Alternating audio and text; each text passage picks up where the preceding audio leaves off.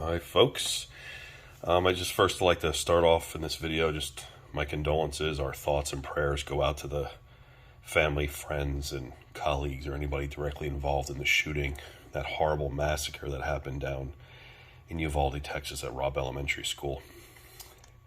Next, I'd like to just lay some foundation on some of the facts, some of the opinions. This is probably going to pull up a lot of haters and debaters, but a simple research on our company will answer those questions for you.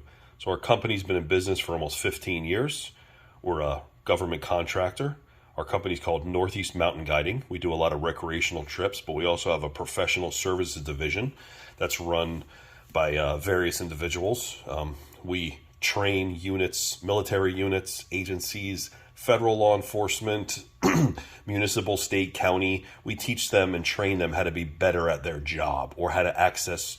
Our specialty is remote and technical terrain efficiency. So we teach them how to be better officers in different environments, especially the remote and technical environments, or to be better in an urban setting as well.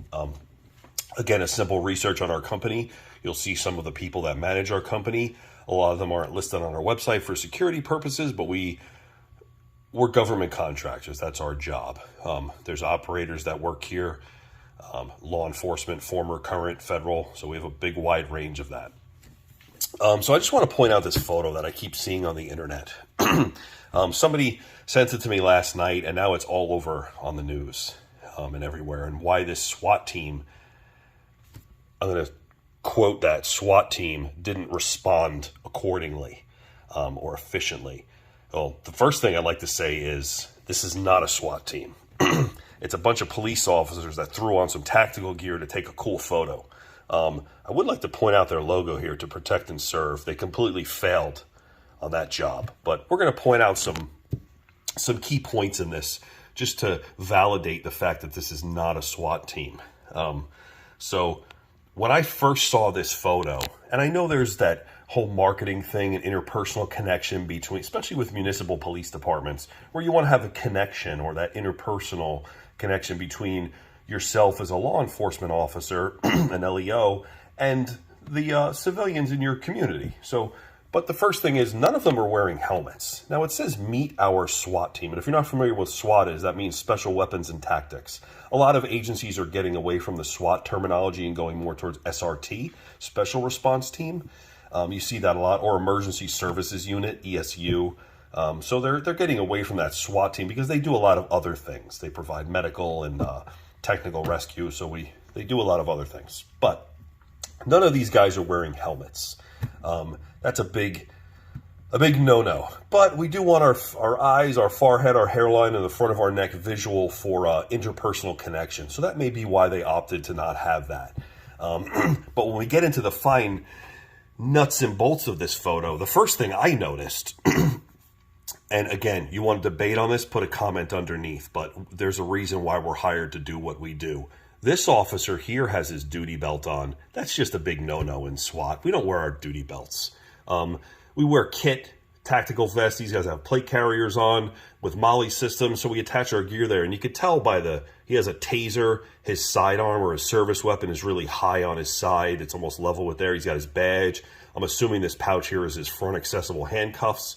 Most police officers have front accessible and rear accessible, and they're also alternating so they can access a pair of handcuffs front and back, and also with the left or right hand. But we don't wear duty belts. It compromises our movement. This guy, I think, might have one on. You can see his badge visual there. But now when we get into more finer details, these guys may be great police officers. I don't personally know them. This guy, too old to be on a SWAT team. We can tell just by looking at this gentleman. This guy here, sorry, buddy, but you're just way too obese to be on a SWAT team. His plate carrier is exposing because of his size, it's exposing the whole abdominal area of his body there, which is just a big no-no. His pants are ridiculously huge. This is going to compromise his movement.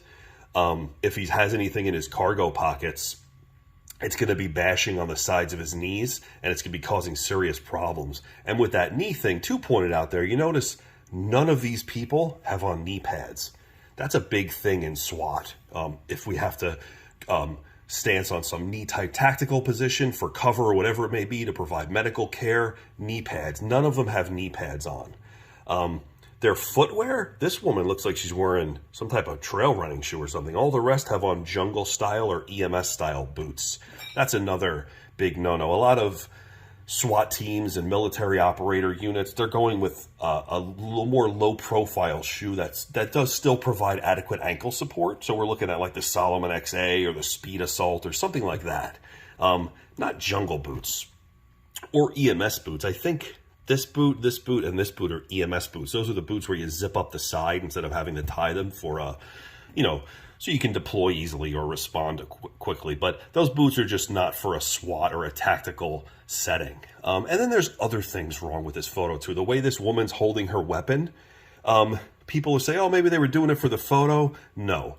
When you're fully trained in using this weaponry, whether it's a carbine, some type of long rifle, AR style, you hold the weapon the same way every time.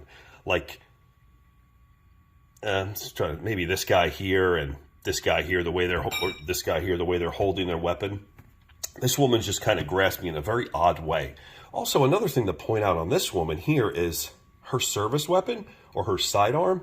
It's way too low on her body. We could zoom in on this picture too. Let me zoom in so you can see that. So if you look, it's really low on her person there. Now, when you're transitioning from your service weapon, when you're reholstering and deploying it and transitioning to your rifle, there's going to be a delay with this woman here because she has really short arms. You can clearly see that. She has to lean down too much and kick her body to the side to access her weapon. You want it high up, kind of like you see some of these other ones, not like a duty belt. Personally, I think those are too high as far as police officers go. That's why you see a lot of police officers dropping them down into some leg configuration. But you can see this here is just way too low. It's just not happening. And then another key point here too with their weaponry is when you're presenting your weapon and when you're transitioning it, from service weapon or sidearm to your long rifle. You see these guys have a foregrip. None of these other people have that. It's another point there.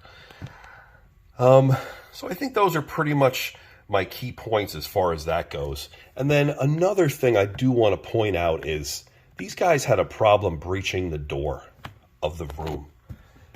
So SWAT team, Special Weapons and Tactics, one of those tactics is lock picking. If you don't know how to pick a lock, you shouldn't be on a fucking SWAT team. Another door breaching method that we have is right fucking here. A short barrel shotgun with birdshot in it to deal with the hinges on the door. Now, I know there's civilians in the room, so you might have want to go away from that. If you look at a more detailed video or map of it, which I'm going to do in the next video, we'll show you that both of these rooms were corner fed. So there probably wasn't any issues with people being in the side where they could have breached the hinges. The hinges could have been blown out. It's a commercial building. I'm assuming it's 1.25 inches to a 2-inch white oak door. I've never been in the school. I tried to look at the Facebook pages of the teachers, and they don't really have anything on there as far as their classrooms go. But there's probably an upper, a mid, and a lower hinge. Most commercial buildings or doors have 3 hinges on them, but they could have been breached, or you could have picked the friggin' lock, man. These guys waited over an hour for a key, which is ridiculous. You're a SWAT team. So again, or say that you're a SWAT team. This photo, if you want to see it, it's on the Uvalde Police Department's Facebook page. It was posted, I believe, on February 11th of 2020. And then they said they did training. Shortly after there, you'll see another post from February as well. I'm bashing these guys out because I haven't seen anybody state anything that's wrong with this. And this photo is a joke, man. You guys, it's nice that you put on your airsoft and your tactical gear, but you didn't do your job, and you're not a SWAT team. So get this picture off your Facebook page and stop calling yourself a SWAT team. So that's pretty much my professional opinions on facts on this photo. These are not debates. It's clearly evident in this photo. So for all you news reporters that are saying this is their SWAT team, why they didn't respond, that's the reason why they didn't respond. Now, if they can't even carry themselves with their clothing properly and their kit, how do you think that they would respond as far as apprehending a subject in an urban environment? They clearly don't have the proper training, nor did they get it. So don't post a photo like this on your police department's page until you guys have all your ducks in a row as far as training goes, equipment, and all of that. There's a lot of other things wrong in this photo that I've seen on forums where this is getting shared, operator forums. Combat shirts here. This guy's combat shirt is way too large for his body. It's going to compromise his movement. It can get stuck on his plate carrier. This guy's combat shirt isn't even closed if you zoom in on it. The sleeves are open. There's Velcro there for a reason, buddy.